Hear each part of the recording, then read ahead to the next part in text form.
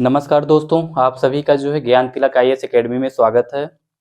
और जो है आज जो है नारी मुक्त आंदोलन की प्रणेता और जो है प्रथम महिला शिक्षिका समाज सेवी जो है सावित्री फुले बाई को जो है सशक्त नमन।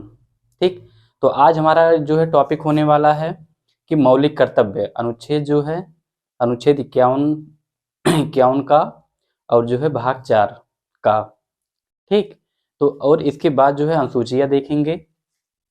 तो इसमें हम देखते हैं कि जो है मौलिक कर्तव्य क्या होता है। आखिर जो है संविधान निर्माताओं के द्वारा या इसमें जो संशोधन भारत सरकार के द्वारा किया जाता है, आखिर क्यों किया जाता है। अगर देखा जाए तो हमने जो 12 से 35 तक मौलिक कर्तव्यों के बारे में देखा है, तो उसमें आखिर अगर व्यक्ति को मौलिक अधिकार दिया जा रहा है संविधान के द्वारा, सरकार द्वारा, तो इसको फिर इसमें कुछ तो आपके मौलिक कर्तव्य भी होने चाहिए, नागरिकों के मौलिक कर्तव्य भी होने चाहिए अधिकार के साथ साथ। ठीक, तो इसमें जो हम देखते हैं कि मौलिक कर्तव्य होता क्या है। तो मौलिक कर्तव्य जो होते हैं मूल संविधान में जो है मौलिक कर्तव्यों को शामिल नहीं किया गया था, लेकिन डॉक्टर स्वर्ण सिंह समिति की सिफारिश पर जो है भारतीय संविधान में 10 मौलिक कर्तव्यों को शामिल किया गया। कितने? 10 मौलिक कर्तव्य। और 86वें संविधान संशोधन के अंतर्गत संविधान में 21 का जोड़कर जो है शिक्षा के अधिकार को शामिल किया गया। इस प्रकार कुल मौलिक अधिकारों की जो संख्या, मौलिक कर्तव्यों की जो संख्या है वो 11 है। अब इसमें 11 मौलिक कर्तव्य को हम देखते हैं क्रमवाइज क्या है। भाग 4 का मौलिक कर्तव्य।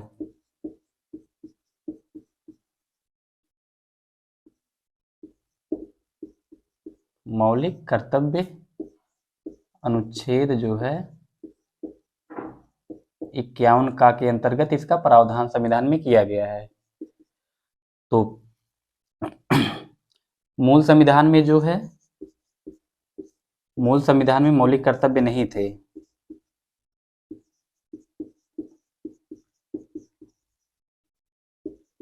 मौलिक कर्तव्य नहीं थे और जो है स्वर्ण सिंह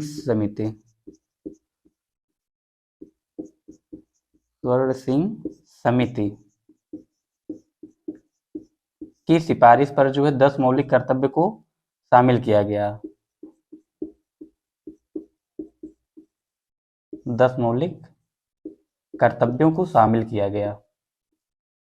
और फिर जो है सरकार द्वारा 86वां संविधान संशोधन किया गया और जो है संविधान संशोधन करके जो है संविधान में 21 का जोड़कर शिक्षा के अधिकार को शामिल किया गया। किसके?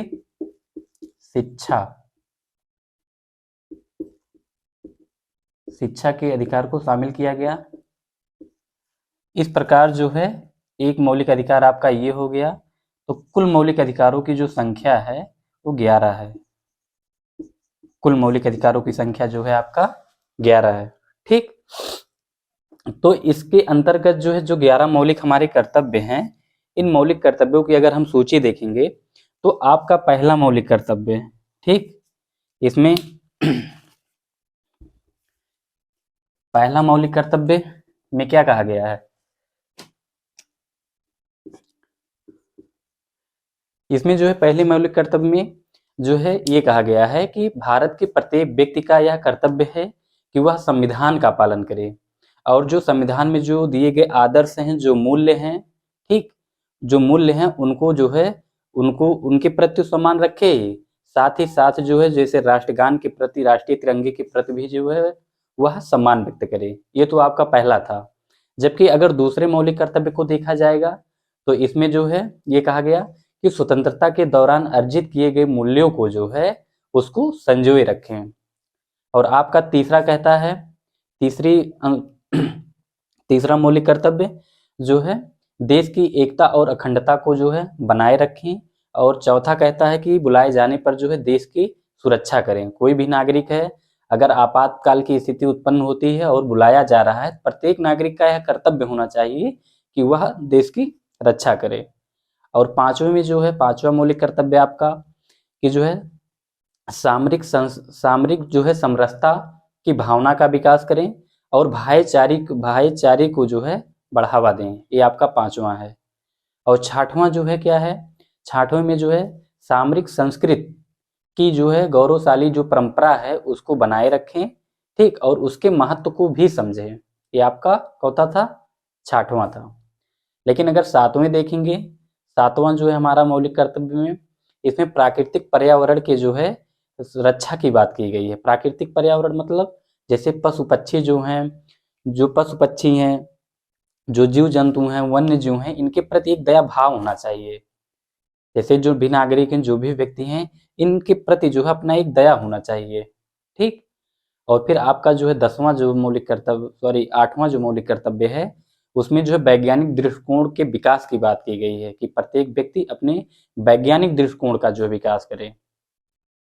और आपका जो है 9वां जो है, इसमें जो सार्वजनिक संपत्ति हैं उसकी सुरक्षा की बात की गई है, उसकी रक्षा करने की बात की गई है। और 10वें में जो है मौलिक कर्तव्य कहता है कि व्यक्तिगत रूप से या सामूहिक रूप से जो है अनेक क्रिया विधियों के माध्यम से देश को जो है अधिक ऊंचाइयों पर ले जाने का प्रयास करें। ये प्रत्येक व्यक्ति का कर्तव्य है। और 10वां हो गया आपका। और 11वां जो है, इसमें ये कहा गया कि भारत के जो है प्रत्येक माता पिता का यह कर्तव्य है कि वह अपने बच्चों को शिक्षा जो है ग्रहण करवाए या शिक्षा की सुविधा जो उपलब्ध कराए, ठीक। तो इस प्रकार जो है जो ये आपके 11 मौलिक कर्तव्य हैं, इनको जो है शामिल किया गया है। और इन्हीं मौलिक कर्तव्यों को जो है ध्यान में रखते हुए जो सुप्रीम कोर्ट हो गए, वो व्यक्ति को उपचार देता है। इसमें सुप्रीम कोर्ट के द्वारा देखा जाता है कि क्या व्यक्ति ने जो है जो मौलिक कर्तव्य है उसका पालन किया है कि नहीं। हाँ, ये है, अगर कोई व्यक्ति इन मौलिक कर्तव्यों का पालन नहीं किया है तो ऐसा नहीं कि हाँ इस किसी भी व्यक्ति को दंडित किया जा सकता है, ऐसा नहीं है, ठीक। तो उसको जो है सुप्रीम कोर्ट उपचार देने से जो है जो व्यक्ति के खिलाफ में कार्रवाई हो सकती है उसको मना कर सकता है। इसमें एक इम्पॉर्टेंट क्वेश्चन ये आया है कि क्या मौलिक कर्तव्य न्याय योग्य हैं? गलत। मौलिक कर्तव्य जो है ये न्याय योग्य नहीं है, जबकि मौलिक अधिकार जो है ये न्याय योग्य हैं, ठीक। और इसके बाद जो है एक आया था आपका कि नीति निर्देशक मतलब कल्याणकारी राज्य की स्थापना करते हैं। तो नीति निर्देशक तत्व जो है एक तरीके से कल्याणकारी राज्य की ही स्थापना करते हैं, ठीक। तो अगर अब हम इनको सूचियों को देखते हैं तो हम बताते हैं आपको जो कैसे इसको याद करना है, आसानी से कैसे याद हो जाए। तो कुछ की पॉइंट को हम बताते हैं आपको। पहला क्या है, जैसे संविधान, संविधान इसको की पॉइंट बना दीजिए, ठीक। और फिर दूसरा आपका है स्वतंत्रता, क्या है, स्वतंत्रता, इसको जो है आप बना दीजिए की पॉइंट। और फिर तीसरा जो था, इसमें देश की एकता अखंडता की बात की गई थी, इसमें आपका देश है और जो है। और फिर चौथा जो था, इसमें जो है देश मतलब बुलाए जाने पर देश की रक्षा की बात की गई थी, तो इसमें भी जो है देश को ही है, मतलब आपका ये दो देश से हो गए। और पांचवा जो है आपका सामरिक समरसता, सामाजिक समरसता,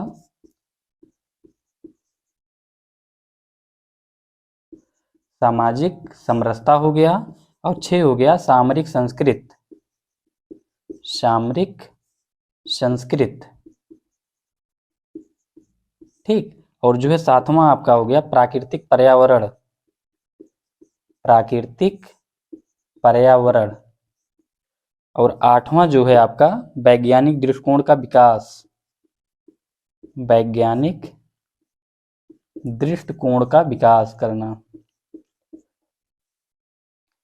और 9वां जो है सार्वजनिक संपत्ति की रक्षा करना, सार्वजनिक संपत्ति की रक्षा करना। और 10वां जो है व्यक्तिगत या सामूहिक रूप से, व्यक्तिगत या सामूहिक रूप से, सामूहिक रूप से जो है देश को अधिक ऊंचाई पर ले जाना।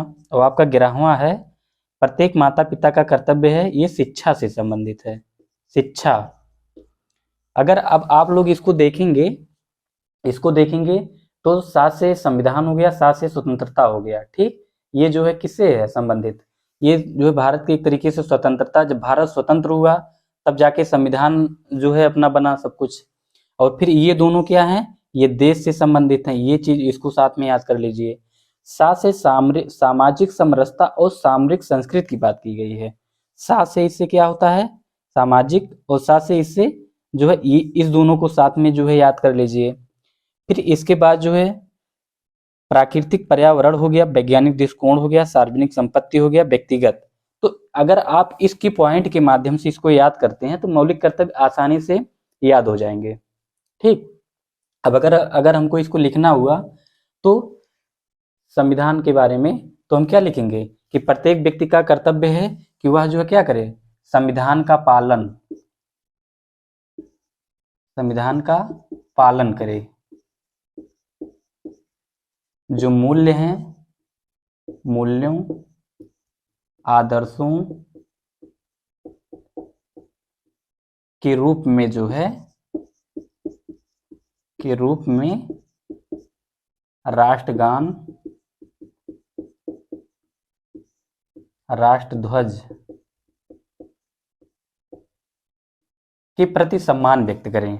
ठीक, के प्रति सम्मान व्यक्त करें। ये प्रत्येक व्यक्ति का जो है।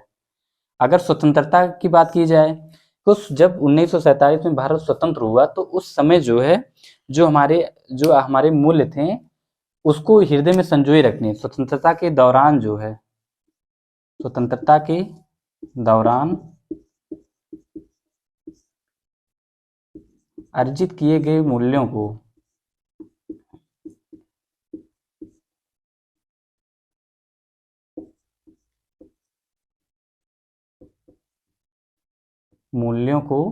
हृदय में संजोए रखें,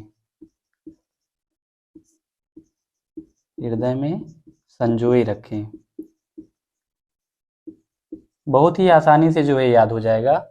ठीक, केवल एक ही पॉइंट अगर आप लोग जो है याद कर लें तो। और फिर जो है अगर इसको हम देखते हैं कि देश से संबंधित है, देश की एकता अखंडता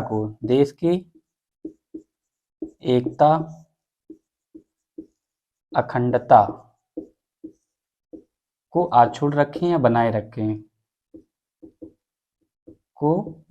रखें। ठीक, और फिर ये भी देश से संबंधित है, तो बुलाए जाने पर जो है देश की सुरक्षा करें। क्या है,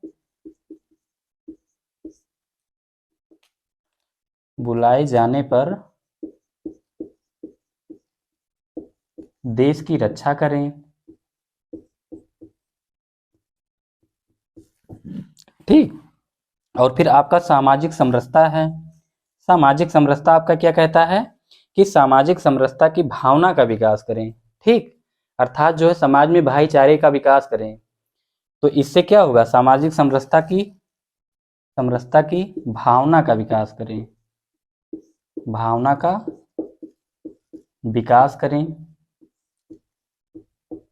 साथ ही जो है भाईचारे को बढ़ावा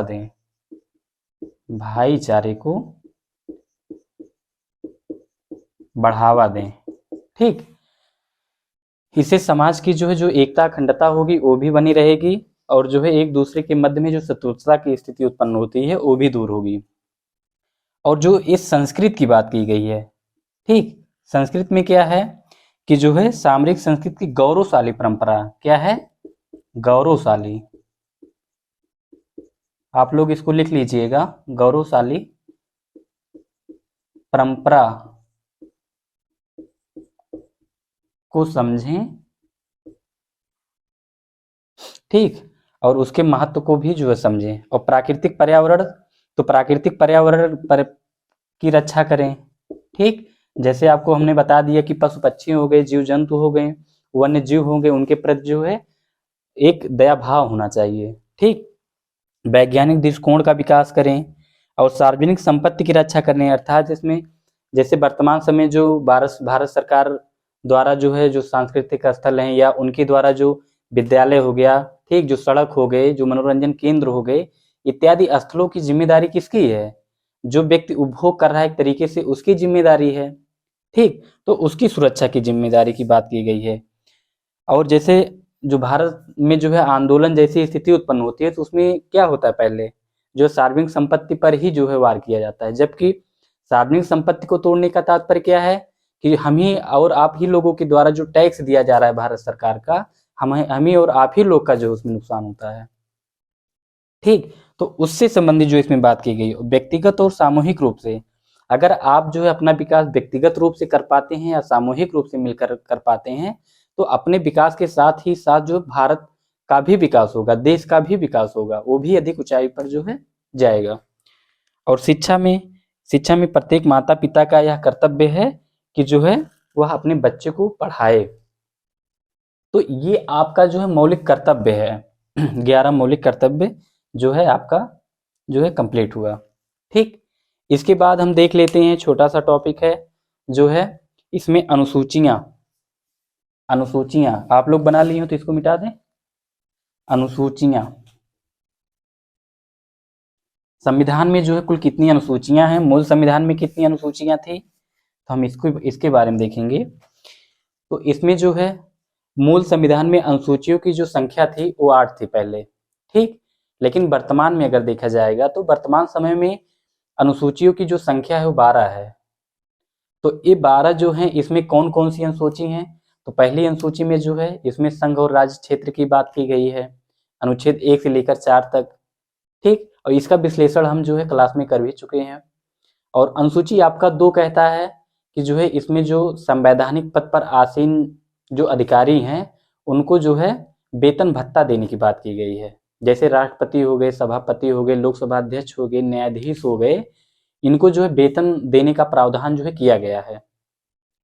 और आपका जो है तीसरी अनुसूची, इसमें शपथ की बात की गई है।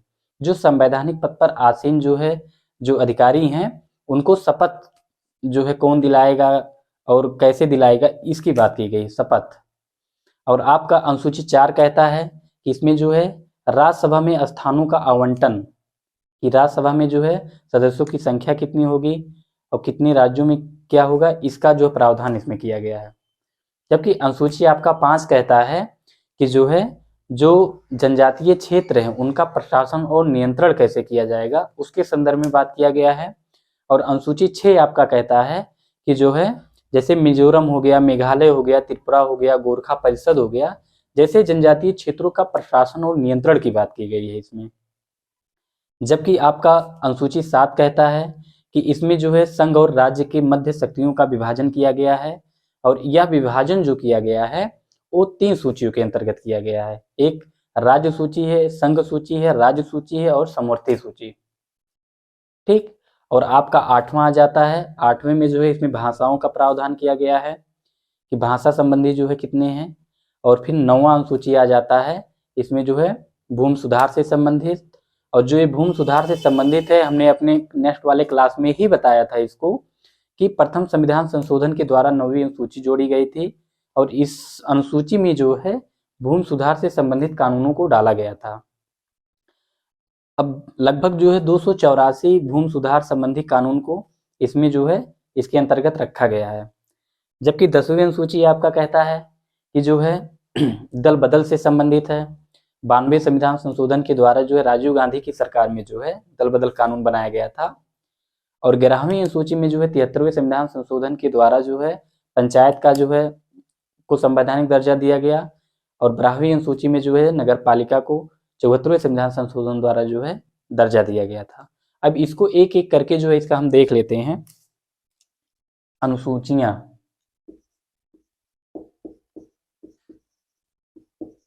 संविधान की अनुसूचियां। ठीक, तो इसमें क्या है, मूल संविधान में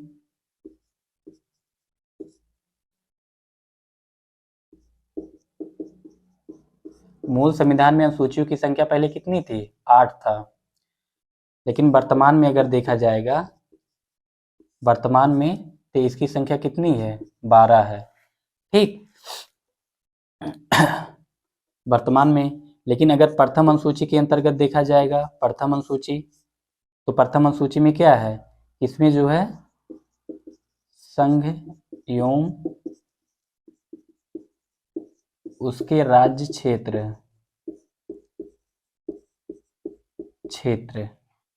ठीक, 1 से 4 तक, 1 से 4 तक। और अनुसूची 2,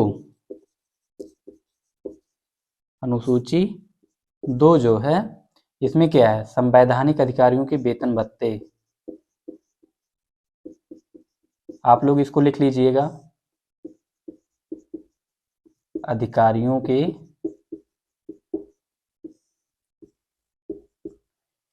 वेतन भत्ते।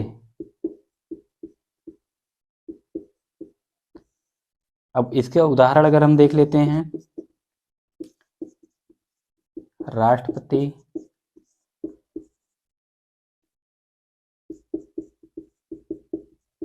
इसमें जो विशेषकर सभापति देख लेते हैं, सभापति, लोकसभा अध्यक्ष क्या है,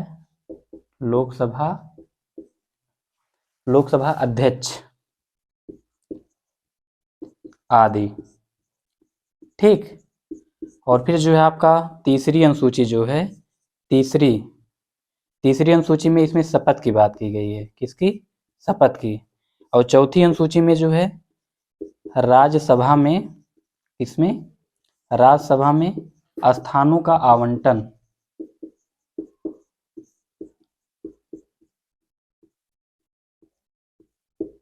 स्थानों का आवंटन। और पांचवी अनुसूची में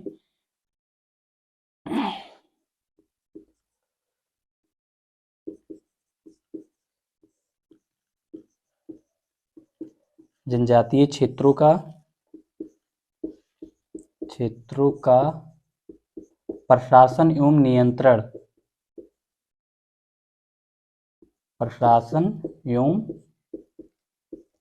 नियंत्रण, की बात की गई है। ठीक, तो आपका जो है ये 5वां तक कंप्लीट हुआ। ठीक, और 5वें के बाद जो है इसका जो 6वां है, 6वीं अनुसूची आपका क्या कहता है, 6वां, इसमें जो है मिजोरम है, मेघालय, त्रिपुरा, गोरखा परिषद,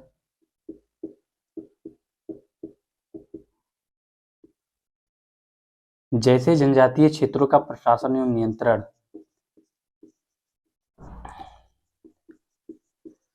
जैसे जनजातीय क्षेत्रों का प्रशासन एवं नियंत्रण।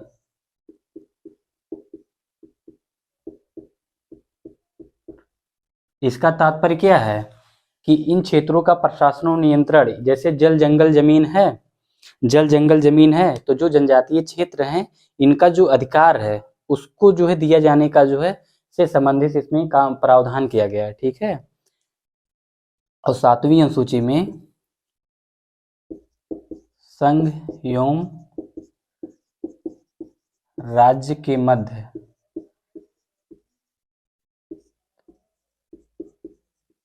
शक्तियों का विभाजन,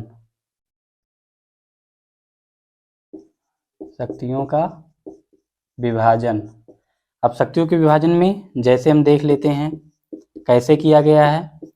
इसमें जैसे हमने अभी जो बताया आप लोग को, संघ सूची,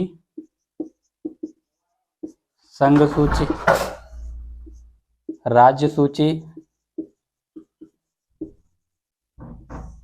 और इसके बाद फिर आपका आ जाता है समवर्ती सूची,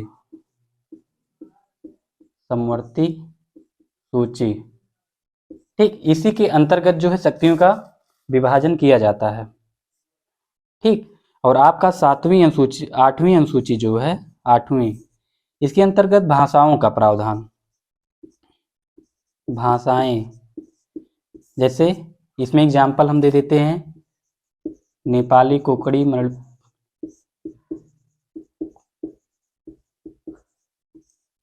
ठीक, बोडो इत्यादि जो है, मैथिली, संथाली, ये सब जो है ये सब शामिल किया गया है। मैथिली, संथाली और डोगरी आदि भाषाओं को जो है इसी के अंतर्गत शामिल किया गया है। जबकि 9वां अनुसूची कहता है ये भूमि सुधार से संबंधित है, भूमि सुधार। और भूमि सुधार जो ये हुआ था प्रथम संविधान संशोधन द्वारा।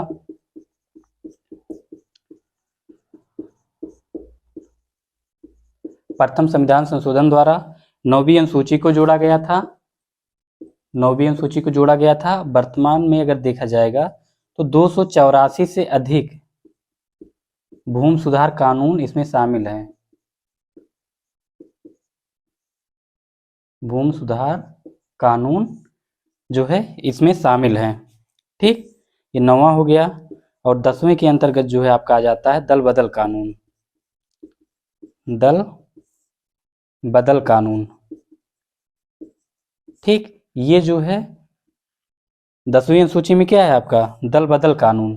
तो इसे जो है 92वें संविधान संशोधन द्वारा जोड़ा गया था। 92वें संविधान संशोधन द्वारा जो है इसे जोड़ा गया था। और 11वां है आपका जो है पंचायत। पंचायत इसे जो है 73वें संविधान संशोधन द्वारा 73वें संविधान संशोधन द्वारा।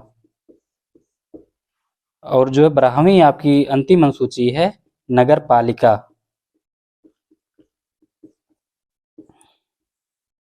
इसमें जो है इसे 74वें संविधान संशोधन द्वारा जो है इसे जोड़ा गया था। तो इस तरीके की जो है आपकी जो है टोटल 12 अनुसूचियां जो थी हमने क्रमबद्ध ढंग से जो है इसको बता दिया आप लोग को। ठीक है, और जो है इसको आप लोग जानते हैं कि 73वां और 74वां जो संविधान संशोधन किया गया था, लेकिन इसे लागू जो है 24 अप्रैल 1994 ईस्वी को किया गया था एक साथ में। ठीक, तो आपका जो है ये कंप्लीट हुआ। कल हम नेक्स्ट टॉपिक देखते हैं कि संविधान के भाग 5 के अंतर्गत जो है कार्यपालिका, न्यायपालिका, विधायिका जो है, और फिर राज्य पढ़ेंगे भाग 6, तो उसमें कार्यपालिका, न्यायपालिका, विधायिका के बारे में देखेंगे। तो आज का जो है आपका क्लास यहाँ पर जो है समाप्त होता है। अगर वीडियो अच्छी लगी हो तो वीडियो को जो है सब्सक्राइब करिए, लाइक करिए, शेयर करिए और एक जो है कमेंट करिए। धन्यवाद।